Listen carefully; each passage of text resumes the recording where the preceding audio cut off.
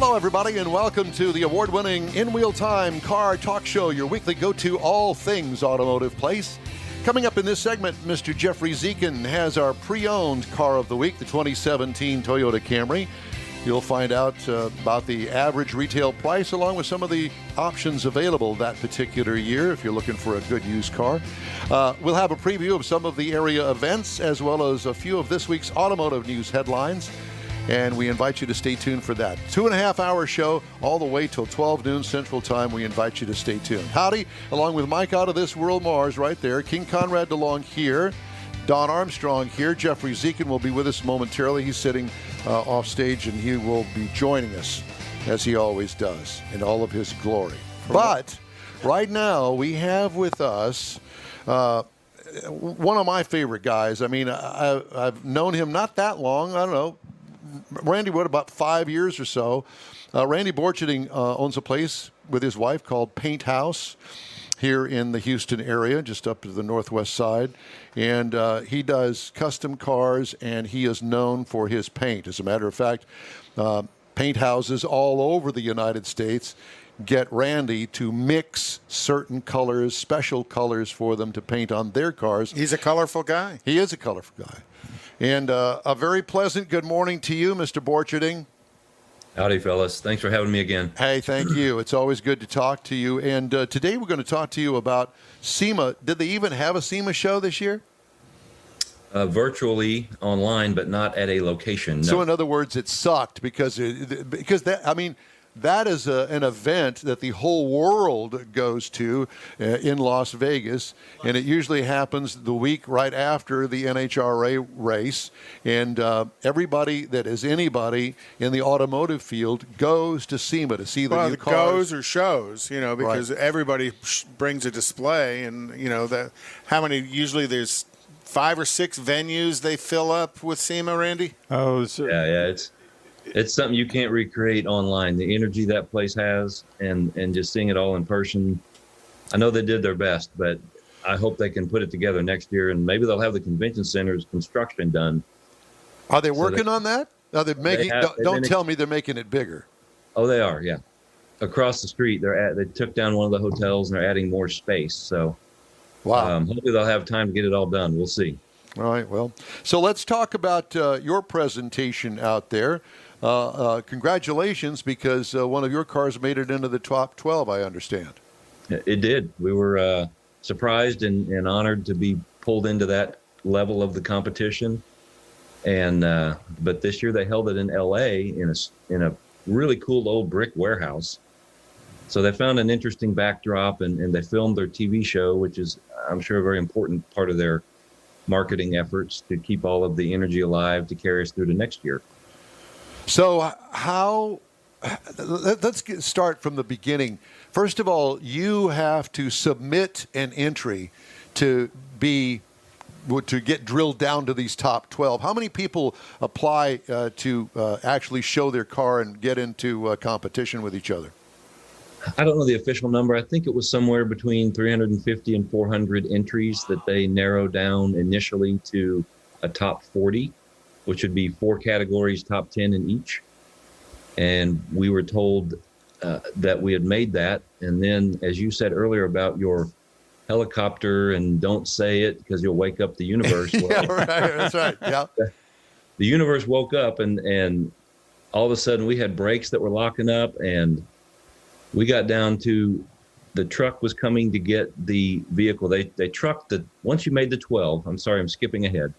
Once you were informed you made the 12, they had to tell you ahead of time, even though they film it differently. They sent trucks, pilot transport, to pick all the vehicles up and get them out to L.A., and then flew us out to be part of this TV filming. Well, we had a car the day before that I couldn't drive it a quarter mile, and all of a sudden the brakes locked up. Nice. Yikes. I don't know why. So Jen had to drive to Dallas from Houston and back to go to ATEC, which is Summit's wholesale division, pick up master cylinder, booster, 2 front calipers, all the pieces for the front. We just replaced everything. Because you didn't know what was what. Yeah. Yeah, you had no time to figure it out. And fortunately, we did the all-nighter. We got it up and running, test drove it around at 4 in the morning in the neighborhood. and had one of my guys following me with my truck and trailer just in case it happened again. So we looked like we were stealing cars in the neighborhood, I think. And then the truck showed up the next morning, and off it went. So it was, as always, down to the wire, no matter what. So what kind of car is this? I guess it's not one. It's a Ranchero. So is it a car? Is it a truck? I think it's a truck. It has a bed. They put me in the truck category. Okay. 71 Ranchero. I'm sorry. Yeah, 71. 71 Ranchero. And what kind of paint house color does it have on it? It has what we call dark maroondy pearl. It's kind of a burgundy pearlescent tone. Yeah. The picture you see behind me, as I see it in the camera on my computer, that's about what it looks like. Very nice. Very nice. And so you made it to the top 12, and I assume at the top 12 level, competition is really stiff. Oh, it is. Yeah, you get there and you wonder, I think I may have outkicked my coverage on this one. I don't think I belong in this room, but here we are, and you got to just ride it out. And fortunately, in this contest, it's judged by the builders, so the 12 of us judge each other, which makes it really pure, really true to what it should be. And I feel like the best 4 made the top 4, and the best 1 won the event. Well, can you divulge that information? Oh yeah, it was announced yesterday. The ultimate winner of Battle of the Builders 2020 was a 63, I think it is, black 2-door Impala station wagon that won the Riddler this year. Pretty high cotton if it won the Riddler as well. Phenomenal car. Now, had that builder built other, let's say, Riddler cars, Millwinder cars, or SEMA cars before, and received the same? They snuck into Detroit and surprised everybody. Wow! Did you know this guy? No, I met him this weekend for the first time. It's him, his brother, and his dad, and they all built it together. Oh, how cool is that? How cool! Do they own a professional shop, Randy? I think they do. I hate to say, I didn't get to know him really well. Yes, I think the answer is yes. But it took him 9.5 years, and he said he had at least 26,000 hours in that car. Oh, Yikes. my gosh. But there's other pretty famous builders that were in the top 12 with you. One of them everybody knows, Chip Foose. Yeah, absolutely. His little frosty green XKE Jaguar was just so beautiful. It was, put it this way, it was sex on wheels, just a gorgeous car. Wow, that is so you as a gorgeous judge, car by itself. Yeah. You as a judge got to go over that car with a fine-tooth comb then, right? Absolutely. And it did not fail to impress. Yeah. So when you do that as a judge, because this is your second year because you won Best Truck last year, correct? Yes. So when you get a chance to do that and look at this level of car, do you pick up things that you want to incorporate in your next car? Oh, sure. Absolutely. It's all about learning new tricks. And the one thing I enjoy about this show and shows like this, like the Good Guys shows, it's more about what's right with the vehicle, not about what's wrong with the vehicle. So what I'm looking for is, you're looking for the flaws. We all have them. We all have our little secrets in our cars. But I want to learn, how did he do that? Or when he gets to tell us his story about the car, as we do, you learn what he did to create that shape or that molding or that effect that you didn't realize wasn't ever in that car. And that's true of all 11 of the other candidates. They're just super talented guys, a very diverse group of vehicles they put into this competition. So let's go back to the truck, the Ranchero. Obviously, that's a customer of yours? Yes, they're in Monterey, Tennessee, and we adopted the project in its early stages from another shop that just wasn't able to get it where they wanted it. So we went and picked it up in Alabama, brought it back to our shop 2.5 years ago, probably. Oh my gosh. And went from basically some body work and primer and took it all the way to the finish line. Wow. Well, I can't wait to see it. Are there pictures available somewhere we can go look at it? You could probably find them on our Instagram page, PaintHouse Texas, Facebook. I haven't posted a lot because I didn't want sort of let the secret out until we knew what was going to happen at this contest. Yeah. So we'll start putting more pictures up. Yeah, apparently Don doesn't look at our Facebook page because I have shared what you guys post. Actually, I shared your post off your Facebook page to ours that kind of shows the top of the car and then a collection of like 4 or 5 pictures on the right side of the picture. Stunningly. Why would he look? He's busy stealing license plates, apparently. Don't tell anybody. I was out last night till the wee hours of the morning. You know those 1962 plates are rare. I'm telling you. Hard to find. So what powertrain do you have in the Ranchero? We kept it traditional. It's a 351 Cleveland. We do have fuel injection on it. It's got the AOD Ford overdrive transmission. It's powerful, but not too powerful, very drivable. But it looks right in the car. It's not the modern engines with the engine covers and coil packs. Didn't look out of place. It looks period correct. It looks like it correct. You know, that's always one of our goals, is not to ruin what's right about these vehicles we build. And in this case, holding on to sort of a heritage era engine, it was the right thing to do. It looks good in there. Randy, what do you got in the shop right now? What's your next project that's getting ready to go out the door? Oh, we've got a 67 Firebird. It belongs to a local customer friend. It's going to upholstery. Behind it's a 70 Cougar convertible that's almost ready for upholstery. Beyond that, a 65 El Camino and a 55 Chevy, both on Art Morrison chassis with the modern LT4 supercharged and 8-speed Chevrolet drivetrains, LT4 and the 8-speed automatic. Where's the Corvette? The 63. We have the 63, the Randy Apple Red one. Yeah. It has gone back to the builder. Billy Dawson in Seguin, Corvette Corrections, is building that car. We did the body and paint on it. We do have a 64 Corvette Roadster in the shop that we're doing a kind of a mild upgrade, bolt-on suspension parts, a LS3, 5-speed. Just keep it vintage but drivable. So tuning up the drivetrain and keeping the sort of the patina everywhere else. So when would be the good time to talk to you next about what's coming out of the shop? We'll just go ahead and make that date right now. Exactly. I'm going to write January? it down. Probably, yeah. All right. When will Battle of the Builders be on? I don't actually know. They didn't tell us the debut. I think last year it came out in January sometime. Yeah, I think it was the 19th of January when it was on last time. How the hell do you remember the 19th? Because I filmed it. I taped it. I had to set my DVD. The fact of the matter is, it's the 19th of January. I have no clue I was even alive on the face of this earth on the 19th of last January. And you remember that date? You got to be kidding. Because I followed it. I wanted to find out when the show was on. He don't get out much. He doesn't get out much, apparently. Randy does get out a lot. We really appreciate you taking the time to join us this morning. Tell Jen we said hello and give her our best. And congratulations to the top 12 finish for you this year at SEMA. It's always great to talk to you, Randy. We love you, man.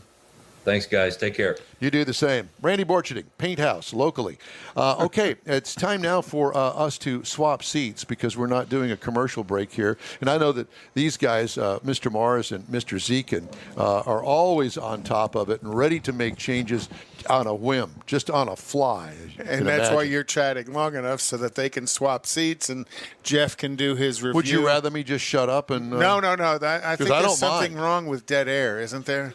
You're the broadcast hero here. I'm not a hero. I'm not anything. You're the broadcast Hall of Famer. Why you keep bringing that up? Is that impressive to you? Yeah, very impressive. I want to hang on your coattails and see if we can... You're so full of crap. What is he talking about? He knows me. He knows all this stuff. Put that headset on. Get ready. You ready? Now, Jeff's ready. But I do want to say one thing. You mentioned earlier when you were doing my car review that, you said that car is in a sweet spot. I am the sweet spot. So, oh my gosh, just to let you know. Yes, you are, Jeff. And I just want to just validate that right now. It is validated. Thank you. Both of my followers. Kathy. Yeah. Kathy and Susie. Kylie. And Kylie. Yeah, that's it, the granddaughter. Okay, time now for this hour's pre-owned car of the week. And joining us is car guru, tire man, Jeff Dziekan, and he is also behind all the video stuff that you see, that you don't see going on behind the scenes, but he's the one over there punching the button. So Jeff has got the 2017 Camry. Toyota Camry. Yeah. Yes, I do. And there are three trim levels in this vehicle. There's the SE, the LE, and the XLE. So we've kind of whittled it down to those three. Today's review is going to be the SE. The SE is a four-door mid-size. I'm calling it mid-size. You might think it's This is smaller. the entry level. Correct. Got it. So, you got a four-door.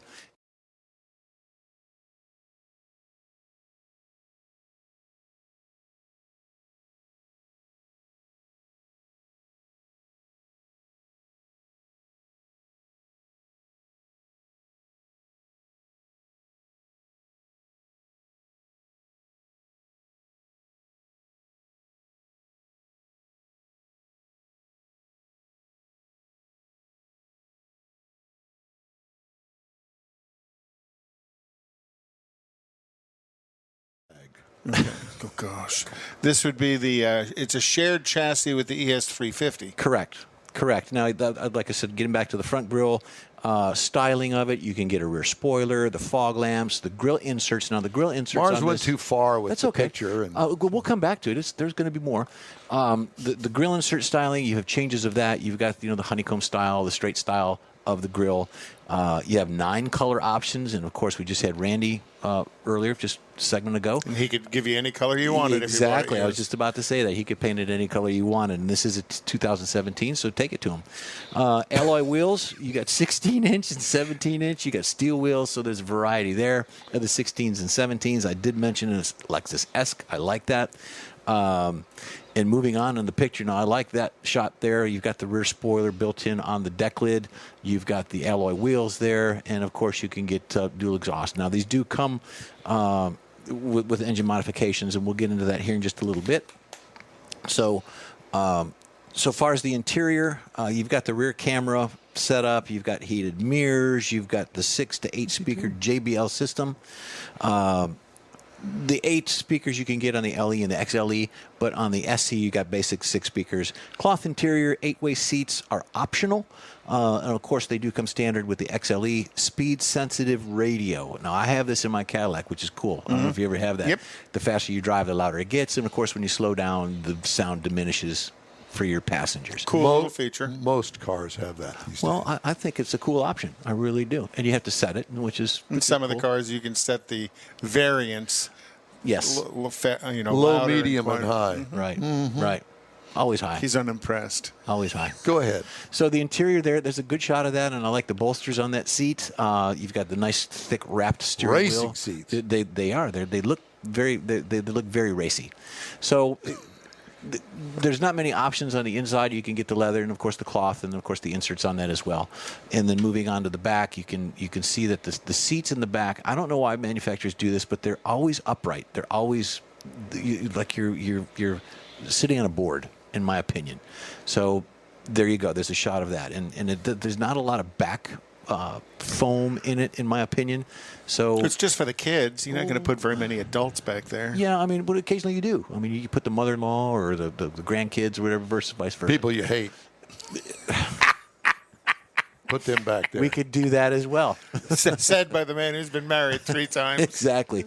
Now, on the engine, like we talked about earlier, it's a 2.5 4-cylinder. It's 178 horsepower at 6,000 RPM, double overhead cam, and there's a picture of it. Now, that's the 4-cylinder. I'm not sure if I put a shot of the 6-cylinder in it, which It doesn't make any it doesn't difference. make any difference. No. 170 foot-pounds of torque in Conrad's Newton meters. It's a 6-speed automatic transmission. Now, mileage rating, 25 miles per gallon in the city, 32 miles per gallon on the highway. Average, about 27. You Okay. can get 27, which is good. And in a year-make vehicle, that's pretty decent. That was, yeah. And they probably made 300,000, 400,000 of them that year. At least. Now, what I like about this, too, they'll run. We talked about Forever. Exactly, but you got to maintain them. And I suggest always buying the extra maintenance package if you can. You can even get them on pre-owned vehicles. If it's certified pre-owned, the CPO vehicles, you can actually buy that additionally, which is a good thing. Moving on to the pricing, we've got as tested. This one is right around 23 to 24 in that range, with about 60,000 miles, 62,000. So it holds its value well. Absolutely. Because that $23,000 for a used 3-year-old vehicle is a lot. It's pretty stout. Right. And again, you're going to go into the 23s, the 24s if it's maintained. You've got records and things which most dealerships do keep for you. The XLE, you're looking at a 26,000 plus Wow. on that for the higher end of the trim ratings. That's really holding its value. Right. So I think that's impressive. Now, what the competitive or the other vehicles like are the Honda Accord, which you talked about earlier.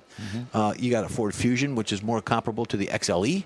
And then, of course, you've got, say, like a Volkswagen or a Hyundai, the Hyundai Sonata that you're going to be reviewing, an older version of that would be comparable on that as well.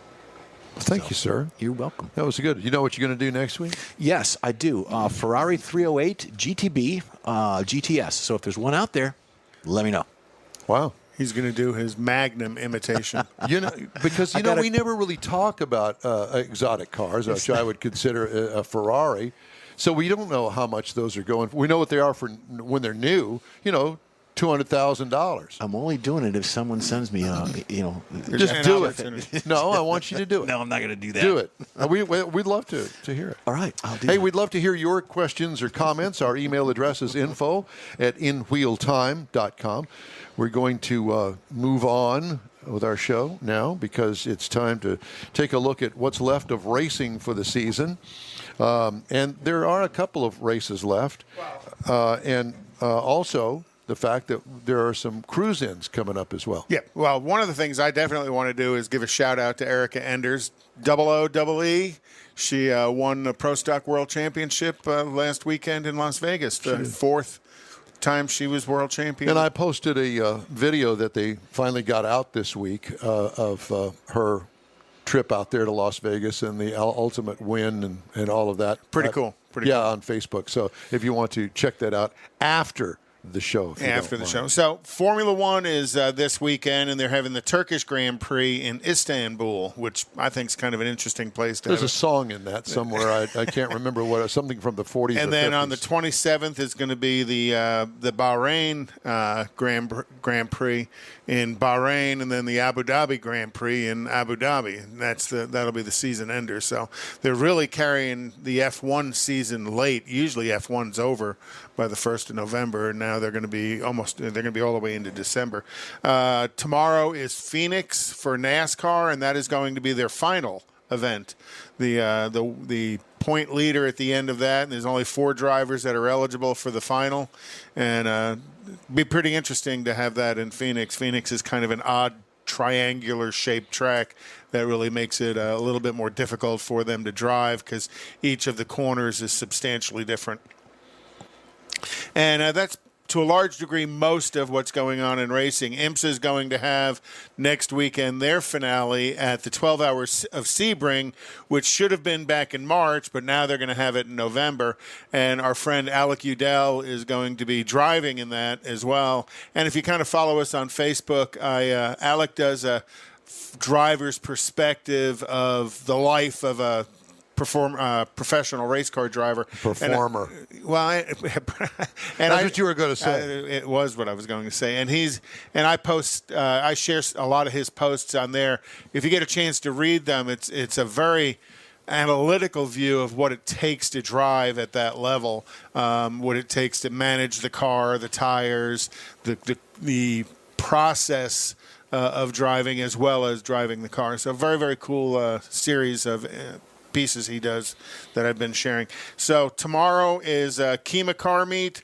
Nifty 50s is tomorrow. They're going to have their tonight. I'm sorry. Kima Car Meet is tonight. Nifty 50s is tonight.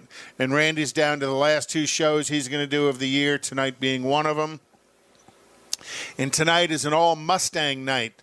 So they're really inviting a lot of the classic Mustangs to come on out and show. Will Sally be there? And then Mustang Sally will be there. Yes, she will. And then the Blacklist. Did she shave her legs? That's the real question. Gosh.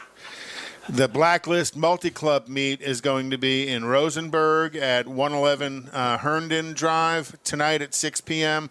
Tomorrow is the Bayou City Cup Series Championship Show in Alvin at the Garage Bar. Also tomorrow is the WM Luxury Car Gathering at 7800 Washington. And you want to go see some high-dollar iron, go to 7800 Washington tomorrow morning at 8 a.m. to 11. They're going to have a lot of real high-dollar iron there. And then again, Sunday night at Freddy's at 1960 in Eldridge. Later in the week is Wednesday night at Freddy's and Katy. And then Freddy's Steak Burgers on Kirkendall and 2920 is every Friday night. Back to you, Don. Back to you, Don Armstrong. Come on down. Oh, sorry. Just had a little slip there. And then the big event is going to be Tailpipes and Tacos on the 21st. Yeah, don't forget that. And you don't have to show a car. Just come on out and look at the cars that are going to be there. And we're going to be there doing our show from 8 to 11, so be sure and stop by and say hello. Time now for some of the stories making automotive news this week. You ever heard of a guy by the name of Bob Brockman? Name rings a bell. Okay. Don't know why. Well, Bob Brockman is a Houstonian, okay? And he is in a whole world of trouble for money laundering and tax evasion. Uh-oh. He only, I don't know him. You don't know him? Oh. I don't want to know. We don't want to know him. Yeah, stay far away. All I could think of was remember Ken Lay? Yeah. Ken Lay, the CEO of Enron. This guy is kind of in that vein. And apparently he's got some bad things going on for him. Here's the story this week. Swiss prosecutors froze more than $1 billion of his dollars held in bank accounts belonging to Houstonian Bob Brockman, who's been charged here in the U.S. for alleged tax evasion and money laundering.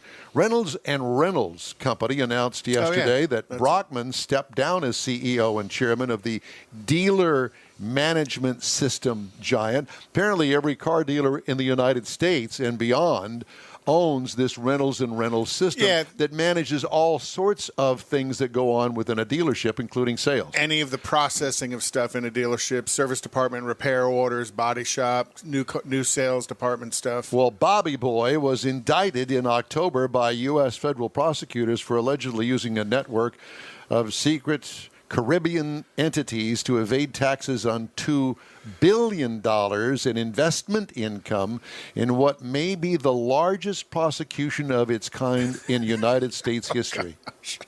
Yeah, they used to be spaced up off of 290. I think they still are. Brockman is accused of using a Bermuda-based family charitable trust and other offshore entities to hide assets from the IRS while failing to pay taxes on any of it. Hiding assets. He also is charged with money laundering and other crimes.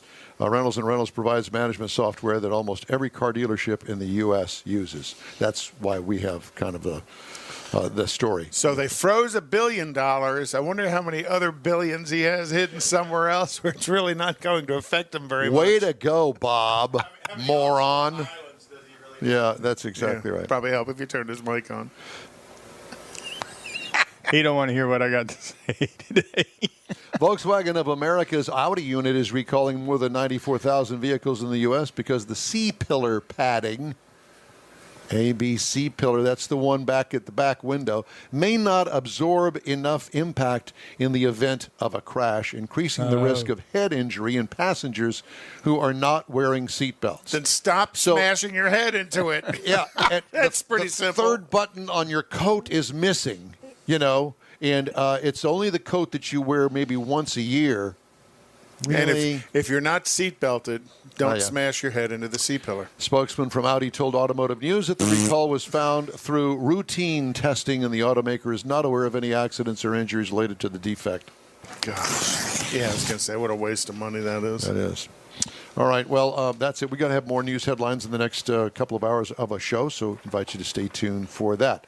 In Wheel Time continues after this quick pit stop. Stay with us. Texas Truck Works is your go-to truck customizer. From mild-to-wild lift kits, custom wheels, and steering and handling enhancements to the best personal and commercial wraps, Texas Truck Works delivers. Let Texas Truck Works founder Scott Stevens help you get the most out of your truck or Jeep. Texas Truck Works has decades of customizing experience, including power adders and complete engine swaps. Let the Texas Truck Works team design an upgrade plan that fits your budget. Get truck attitude today at TexasTruckWorks.com.